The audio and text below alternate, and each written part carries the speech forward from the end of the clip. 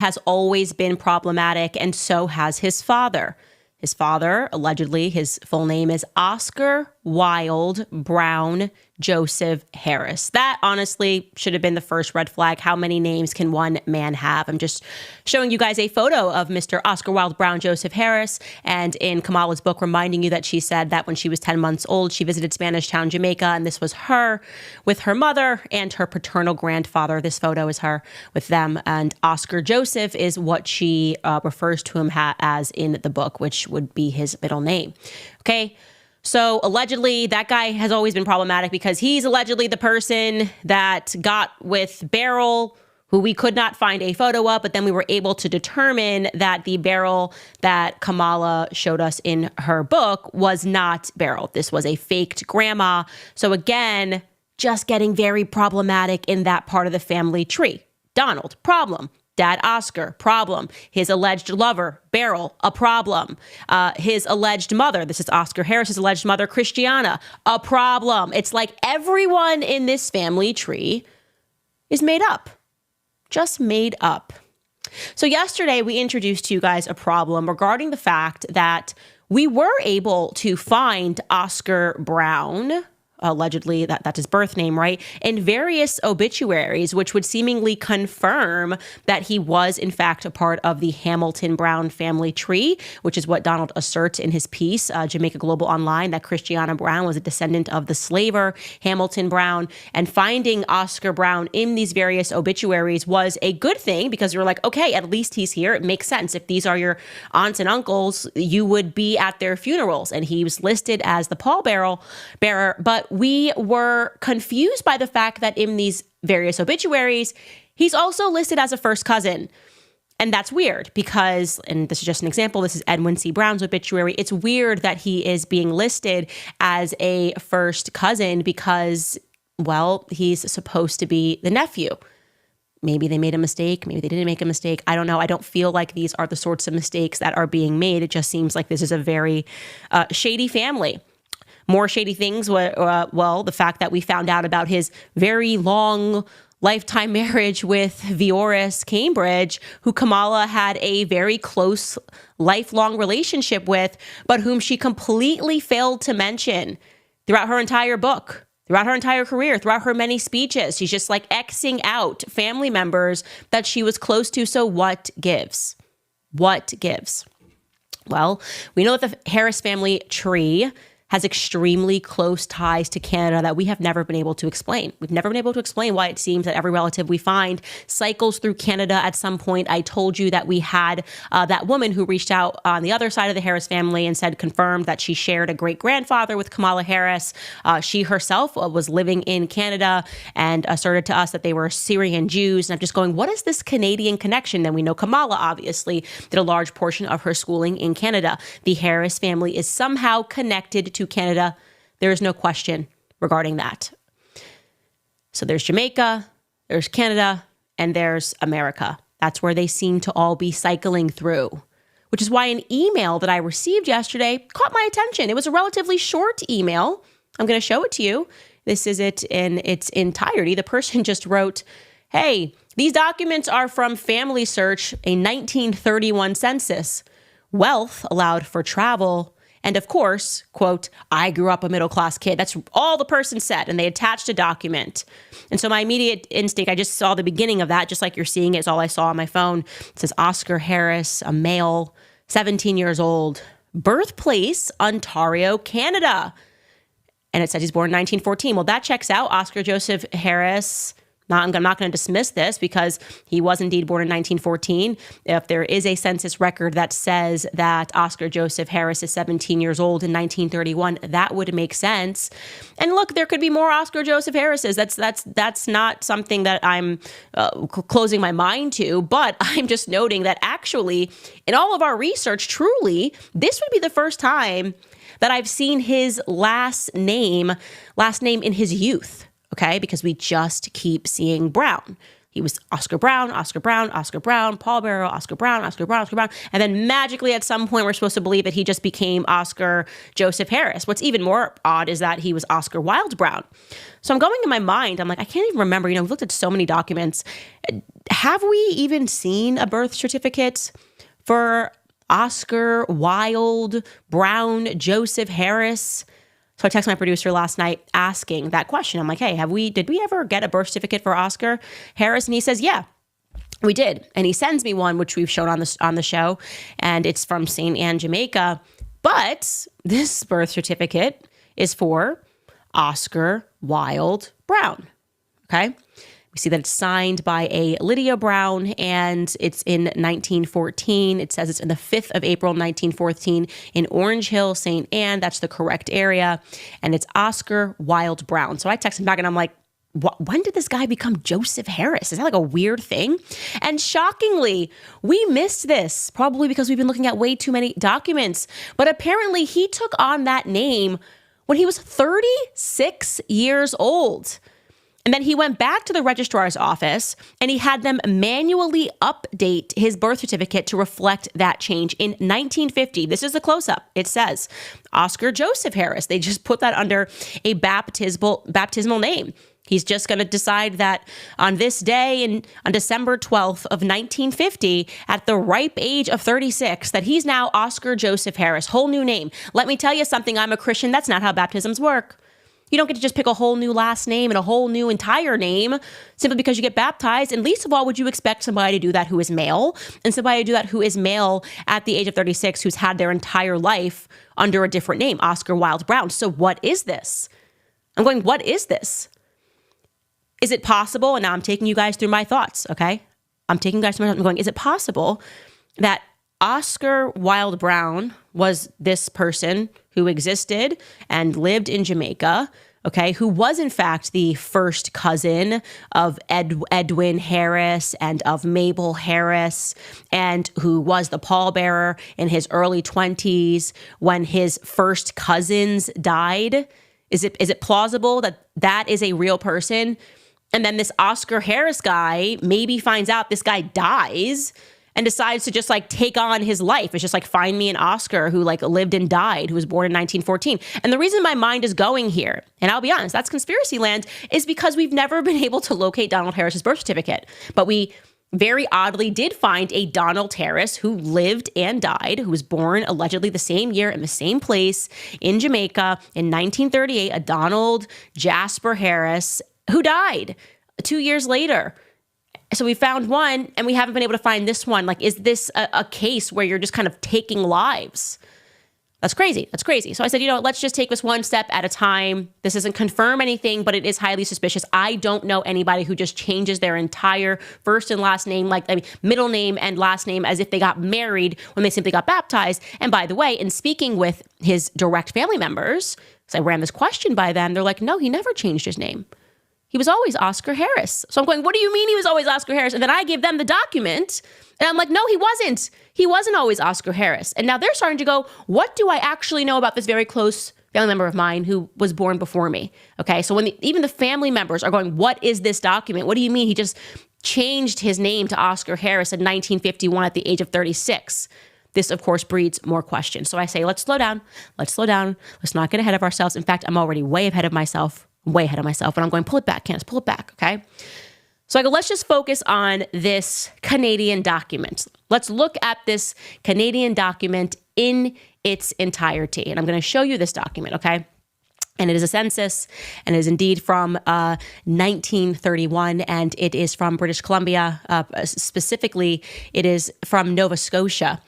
And you can see highlighted there in yellow, you have Oscar listed in the household, and you might not be able to see this. It might be a little too far for you to see. Oh, actually, just kidding. I have a great editor who decided to zoom in on it. But the patriarch of the household, who's listed as the head, is what appears to me to be Daniel Harris. Now, that could be a G, that could be an L on this website. It has it listed as Daniel C. Harris, okay?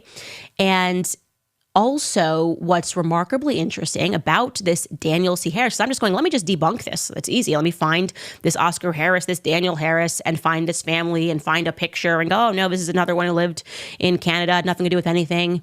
He was just trying to feed his family before World War II. And curiously enough, in the professional column, he's listed as a master mariner.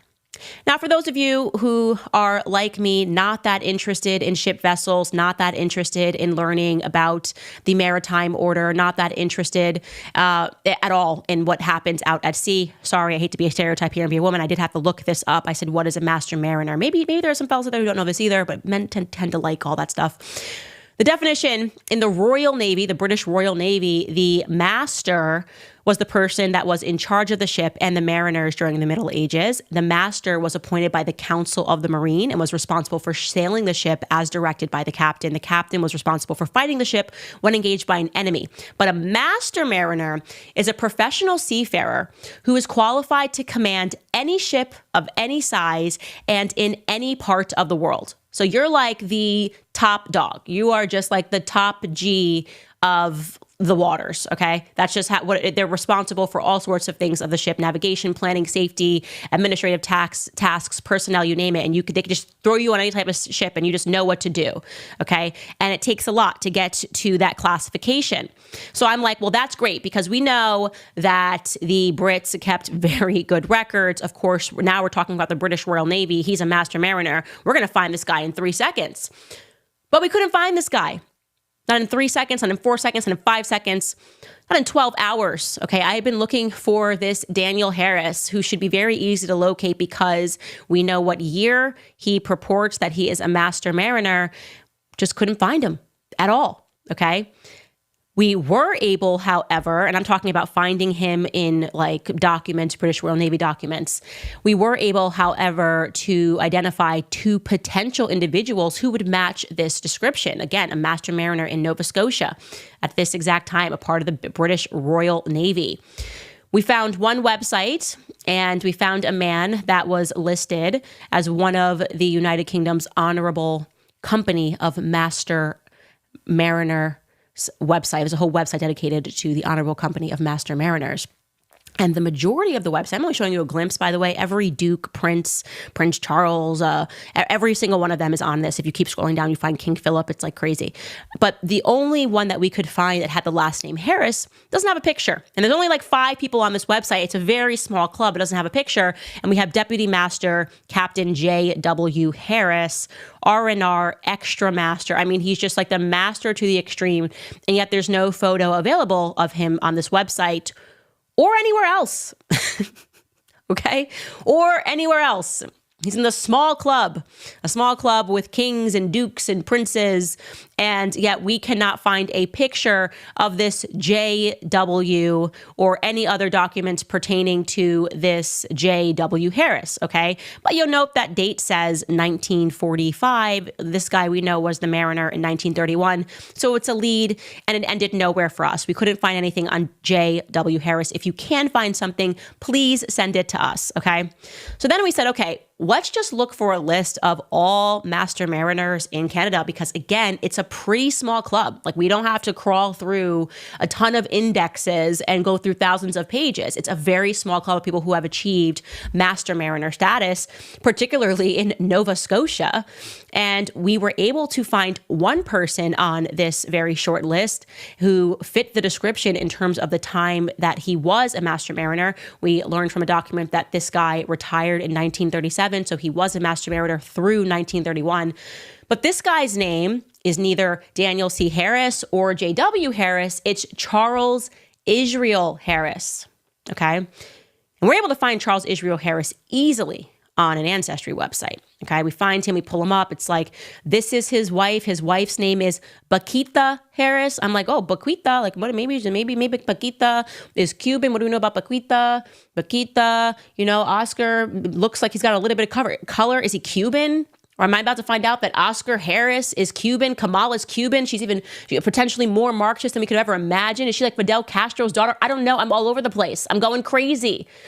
But then it was weird because no matter how many times we looked for Charles Israel Harris, and this was when we started going, okay, let's start looking through newspapers and crawling through, we couldn't get a hit on this guy. And yet it says he has all these kids. The last child died in 1992. None of these children, we can't find them in obituaries. And out of 6 of the children that he and Miss Baquita Harris had, none of those kids had grandchildren. So the line just dies very quickly. It's all getting very weird, okay? It's very weird. But again, we're just starting the search. We've been starting the search since like last night to now. So it's not thorough enough for us to conclude conclusively that they did not have any grandchildren. Perhaps they did. We just weren't able to locate them.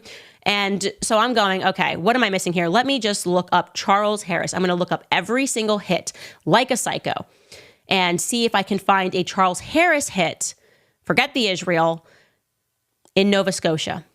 Give me something, Canada. And by golly, I get a hit for a man that died when he was 101 years old, and it is our guy. Except his middle name is now not Israel. It's not Israel. I don't know what happened. He changed his name, and his middle name is Isador. Here's the obituary for Charles Isador Harris. Man, this guy lived a long life. It says, there you have it, a mariner dies at 101. It says a retired mariner who arrived in Victoria by schooner around Cape Horn died Monday at 101, like the age, 101 years old. Captain Charles Isador Harris, don't know what happened to his middle name Israel, lived with his daughter Margaret at 1770 Lansdowne Road. He is survived by 4 sons, his daughter, and 4 grandchildren. So it's saying he has grandchildren. We can't locate these people. He was born in, I'm sorry, Canadians that might say Cabarrus or Gabarus Bay in Cape Breton Island. And by his late teens, he had been a sailor, a mate, and held a temporary master's certificate. Captain Harris was 22 when he came to Victoria from Nova Scotia, sailing on the schooner Sapphire around the Horn.